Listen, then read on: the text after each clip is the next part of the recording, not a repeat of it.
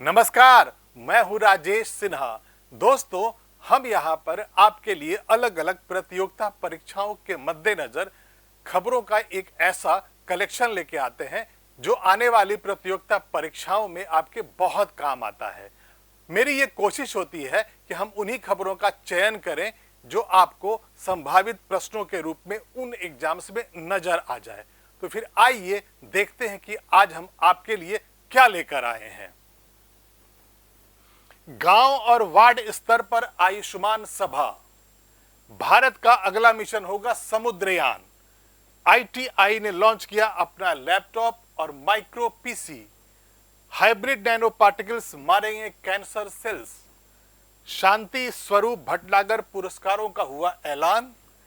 कोहली का वनडे में सबसे तेज 13,000 रन और भारत बना अंडर 16 सैफ चैंपियन। और अब खबरें विस्तार से। सबसे पहले हम बात करेंगे आयुष्मान सभा के बारे में। गांव और वार्ड स्तर पर आयुष्मान सभा। प्रधानमंत्री नरेंद्र मोदी के 17 सितंबर को जन्मदिन के अवसर पर केंद्रीय स्वास्थ्य मंत्रालय ने पूरे देश में आयुष्मान भव अभियान चलाने की घोषणा की है। इस अभियान के तहत सभी हेल्थ एंड वेलनेस सेंटर और अस्पतालों में मुफ्त जांच और इलाज के साथ ही गांव में स्वास्थ्य मेले का आयोजन किया जाएगा। स्वास्थ्य मंत्री मनसुख मांडविया ने कहा कि प्रधानमंत्री मोदी के अंत्योदय मिशन के तहत सभी लोगों तक स्वास्थ्य सुविधाएं पहुंचाना काफी अहम है और आयुष्मान भव अभियान 13 सितंबर से शुरू होगा और 2 अक्टूबर तक चलेगा। इसके तहत 1,17,000 हेल्थ एंड वेलनेस सेंटर्स और अन्य चिकित्सा केंद्रों पर लोगों की मुफ्त जांच की जाएगी और उन्हें इलाज दिया जाएगा। इसके अलावा पूरे देश में गांव और वार्ड स्तर पर आयुष्मान सभा का आयोजन किया जाएगा, जहां लोगों को स्वास्थ्य के प्रति जागरूक करने के साथ ही सरकारी सेवाओं की भी जानकारी दी जाएगी। अभियान के अंत में 2 अक्टूबर को महात्मा गांधी जयंती के अवसर पर आयुष्मान ग्राम पंचायत और आयुष्मान कार्ड की घोषणा की जाएगी। आयुष्मान ग्राम पंचायत और आयुष्मान कार्ड का चयन स्वास्थ्य संकेतकों के आधार पर किया जाएगा, जिनमें क्षय और कुष्ठ रोग से मुक्ति जैसे संकेत शामिल हैं। इस अभियान के दौरान 60,000 गरीबों को आयुष्मान कार्ड वितरित किए जाने के साथ ही गांव एवं वार्ड स्तर पर नए आयुष्मान कार्ड बनाने की सुविधा भी उपलब्ध होगी। इस दौरान कोई भी लाभार्थी खुद या किसी अन्य के सहयोग से अपना आयुष्मान कार्ड बनवा सकता है। यहां पर अंगदान के लिए भी लोगों को प्रोत्साहित किया जाएगा और इसके लिए एक टोल फ्री हेल्पलाइन नंबर 1800114777 को जारी किया गया है। अब आगे बढ़ते हैं और बात करेंगे समुद्रयान की। चंद्रयान 3 और आदित्य L1 की सफलता के बाद भारत अब बिल्कुल तैयार है समुद्र की गहराइयों को नापने की। समुद्र की गहराइयों में जो राज छिपे हैं उसे जानने के लिए भारत अब अपना समुद्रयान शुरू करेगा। भारत का अगला मिशन होगा समुद्रयान। चंद्रयान 3 मिशन ने हमें चंद्रमा के कई राज बताए, वहीं सूर्य के राज जानने के लिए आदित्य L1 सूर्य की तरफ बढ़ रहा है। अब बारी है समुद्र की गहराई में छिपे रहस्यों को जानने की, क्योंकि भारत जल्दी ही समुद्रयान मिशन का ट्रायल शुरू करने जा रहा है। मिशन समुद्रयान में 3 लोगों को एक स्वदेशी समरसेबल में बिठाकर 6,000 मीटर की गहराई तक भेजा जाएगा और वहां से वो समुद्र के अंदर के राज हमें बताएंगे। इस समरसेबल का नाम मत्स्य 6000 है और यह क्रू समुद्र तल से करीब 6 किलोमीटर नीचे कोबाल्ट, निकल और मैग्नीज जैसी बहुमूल्य धातुओं की खोज करेगा। मत्स्य 6000 को बनाने में करीब 2 साल लगे हैं और इसे 2024 की शुरुआत में चेन्नई तट से इसे बंगाल की खाड़ी में छोड़ा जाएगा। मत्स्य 6000 को national institute of ocean technology के वैज्ञानिक डेवलप कर रहे हैं और समुद्रयान मिशन गहरे महासागर मिशन के हिस्से के रूप में चल रहा है और 2024 की पहली तिमाही में 500 मीटर की गहराई में समुद्र का परीक्षण करेगा। फिर आगे बढ़ते हैं और बात करेंगे ITI के टैबलेट और पीसीज की। ITI ने लॉन्च किया अपना लैपटॉप और माइक्रो पीसी।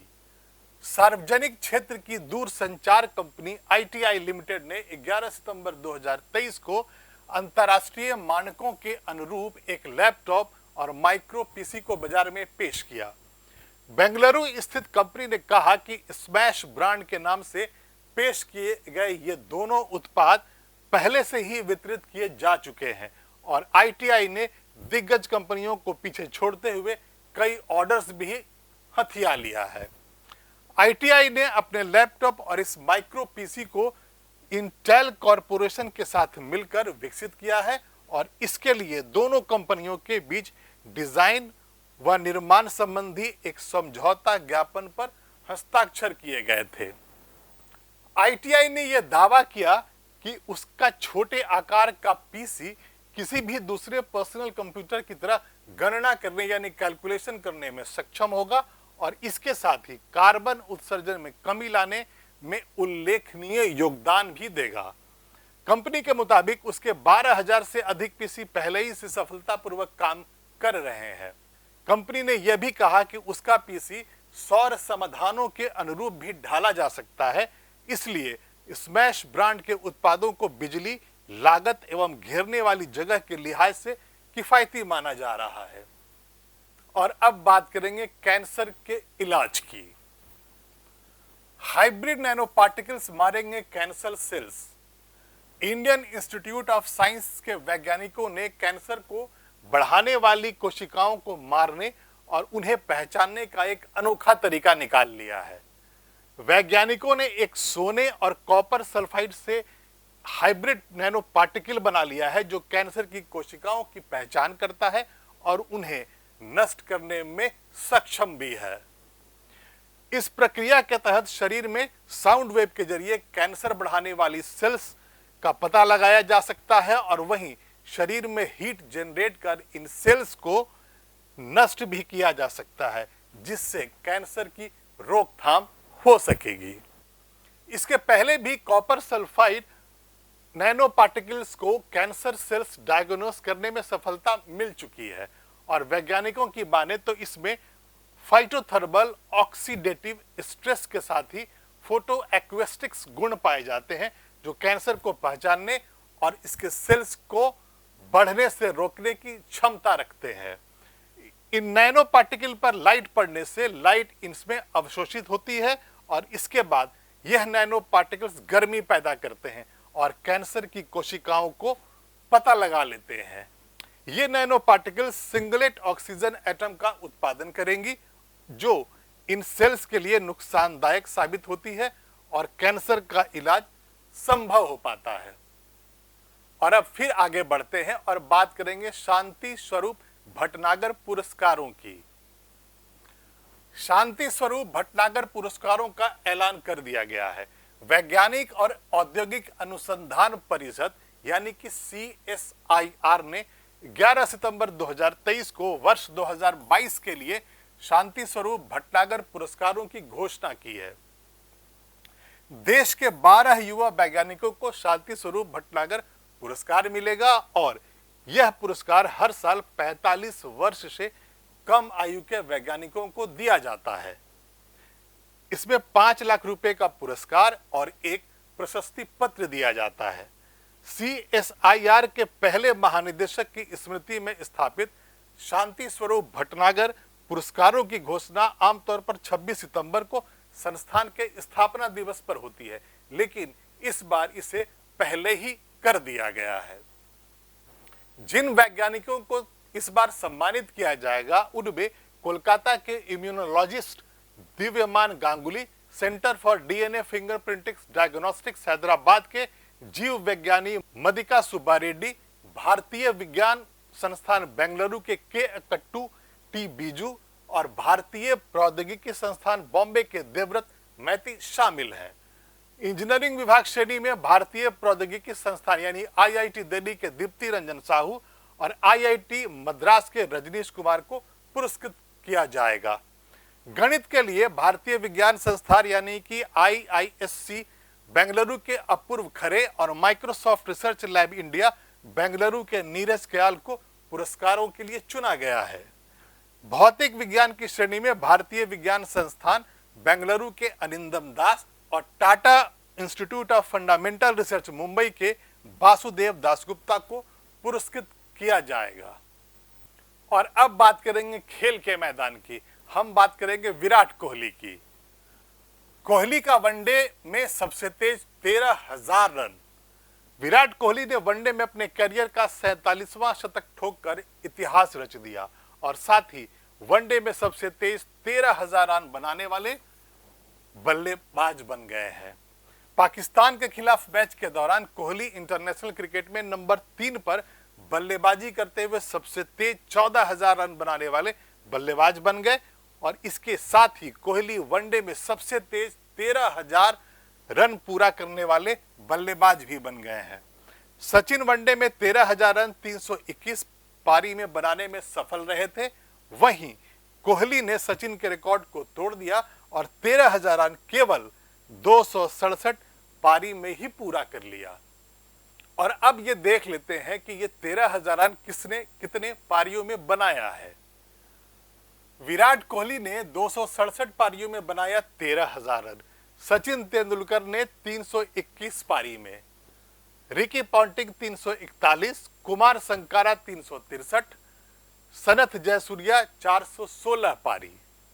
11 सितंबर 2023 का दिन भारतीय फैंस को हमेशा याद रहेगा क्योंकि भारतीय टीम ने एशिया कप 2023 के सुपर 4 में पाकिस्तान को 228 रन से धूल चटाई और मुकाबला अपने नाम कर लिया।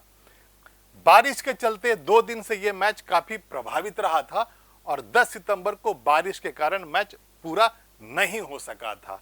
इसके बाद रिजर्व डे पर मैच खेलने का फैसला किया गया जिसमें भारत ने कोलंबो में यह शानदार जीत दर्ज की। अगली खबर भी हमने खेलों की दुनिया से ही लिया है। भारत बना अंडर 16 सैफ चैंपियन। भारत की अंडर 16 फुटबॉल टीम ने सैफ अंडर 16 चैंपियनशिप के फाइनल मुकाबले में बांग्लादेश को मात देने के साथ खिताब को अपने नाम कर लिया। भारतीय अंडर 16 टीम ने 5वीं बार इस खिताब को अपने नाम करने में कामयाबी हासिल की है।